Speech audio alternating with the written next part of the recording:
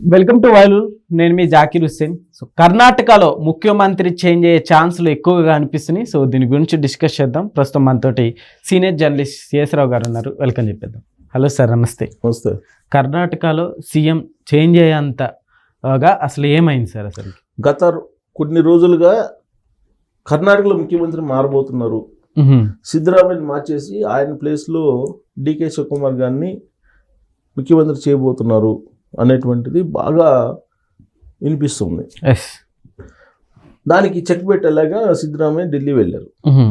ఢిల్లీ వెళ్ళి ఢిల్లీలో మరి కాంగ్రెస్ పార్టీతో ఏం మాట్లాడుకున్నారో ఏంటో, ఆయన ఢిల్లీ నుంచి నేనే 5 ఏళ్ళు ముఖ్యమంత్రిగా ఉంటాను అని చెప్పి ఆయన అనౌన్స్ చేసేసారు. ఓకే, ఎవరు అధిష్టానంతో మాట్లాడుకున్న తర్వాత. ఆ తర్వాత డికే శివకుమారు మాట్లాడుతూ, పదవి అంటే ఊరికన రాదు కదా, సిద్ధరామయ్య గారు ముఖ్యమంత్రి ఉన్నప్పుడు నేను కోఆపరేట్ చేయాల్సిందే తప్పదు, ఆ పదవి అందుకోవడం అంత ఈజీ కాదు అన్నట్టుగా మాట్లాడుతున్నాడు ఆయన.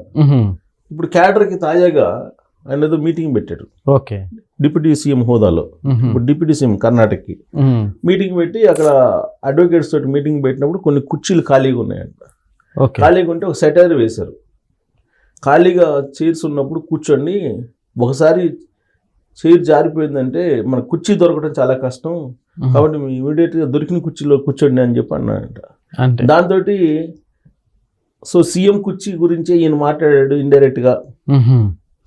సో ఖాళీగా ఉన్న కుర్చీ పోయిందంటే ఆ కుర్చీ దొరకదు, ఇకనా దొరికిన కుర్చీని వదిలిపెట్టద్దు అని చెప్పి ఆయన మీటింగ్లో అన్న అంశాన్ని సీఎం కుర్చీ గురించి మాట్లాడారు ఇండైరెక్ట్గా అనే యాంగిల్లో ఇప్పుడు నేషనల్ మీడియాలో కూడా ఫోకస్ అవుతుంది. ఓకే, ఎందుకు ఆ ఫోకస్ అవుతుందనంటే, కర్ణాటక ఎన్నికల ఫలితాలు అయిపోయిన తర్వాత ముఖ్యమంత్రిని ఎవరిని పెట్టాలనే దాని మీద తర్జన పడింది అధిష్టానం. తెలంగాణలో ఏ విధంగా అయితే తర్జన పడిందో అలాగే అక్కడ కూడా తర్జన పడింది. కొన్ని రోజుల పాటు సీఎం ఎంపిక అనేది కొన్ని టైం తీసుకున్నారు. ఈ క్రమంలో అటు సిద్ధరామయ్య ఇటు డికే శివకుమార్ మధ్య బాగా పోరాటం జరిగింది అంతర్గతంగా.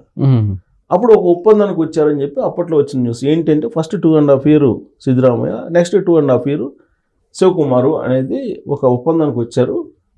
అయితే ఫస్ట్ సిద్ధరామయ్య ఉంటాడనేది ఫస్ట్ ఆయనకి అయిపోయింది, 2.5 సంవత్సరం అవుతుంది. కాబట్టి నెక్స్ట్ డికే శివకుమారే కదా ఆ రోజు చేసుకున్న ఒప్పందం ప్రకారం.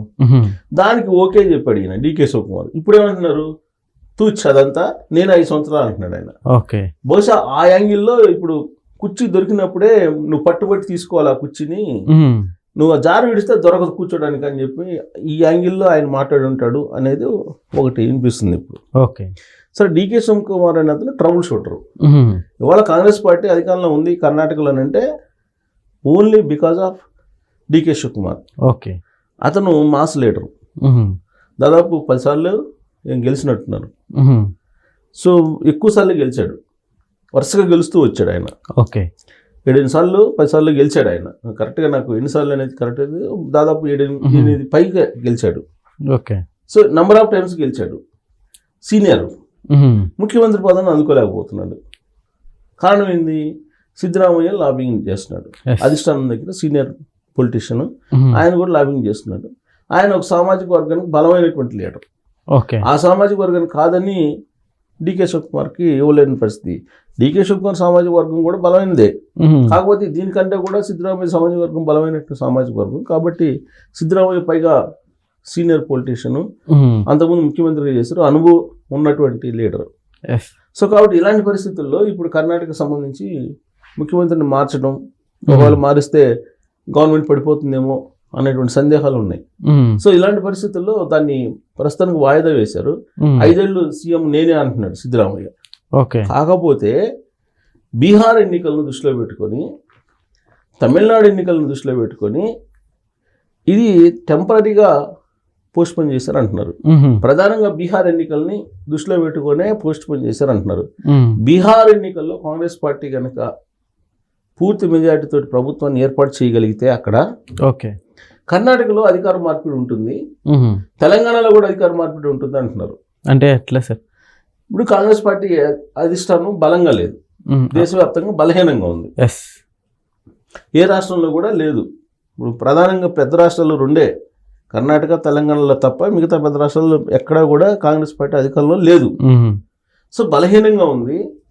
అనేకమైనటువంటి ప్రాంతీయ పార్టీల కూర్పుతోటి కాంగ్రెస్ పార్టీ ఉంది.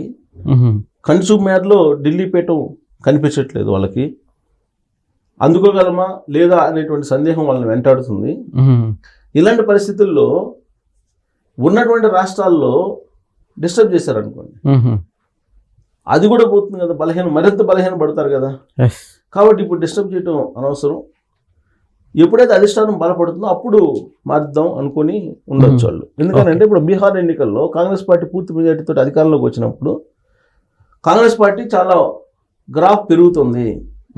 నెక్స్ట్ ఎలక్షన్లో రాబోయేటువంటి రోజుల్లో కాంగ్రెస్ పార్టీ అధికారంలోకి వచ్చే అవకాశం ఉంది, ఢిల్లీ పేటని అధిష్ఠించే అవకాశం ఉంది అనే ఒక ప్రచారం వెళ్ళింది అనుకోండి, అప్పుడు ఈ గ్రూపులు కూడా బయటపడవు.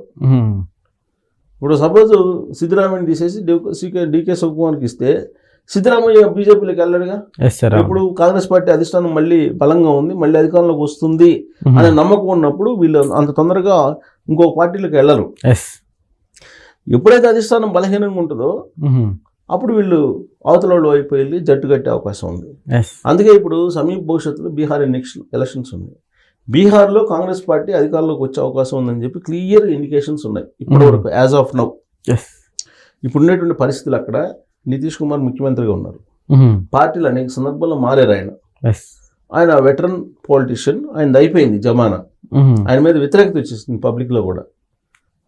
తర్వాత అక్కడ వేరే వాళ్ళు చెప్పడం ఏంటంటే, నాకు అక్కడ మద్యపాన నిషేధం పెట్టాడు ఆయన. కానీ ఇప్పుడు మద్యపాన నిషేధాన్ని ఎత్తేసి నేను మళ్ళీ నాకు ఓట్లేయండి, నాకు ఓట్లేస్తే నేను మద్యాన్ని మళ్ళీ ప్రవేశపెడతానని చెప్పి ప్రచారానికి ఆయన సిద్ధం అవుతున్నాడంట. సో ఇలాంటి పరిస్థితుల్లో అసలు ఆయనకు ఓటేస్తారా వేయరా, ఆయన ఆదరిస్తారా ప్రజలు అనే సందేహం ఒకటి ఉంది. సో ఆయన బీజేపీతో కలిసి, బీజేపీ తర్వాత నితీష్ కుమార్ వీళ్ళిద్దరు కలిసి వెళ్తున్నారు.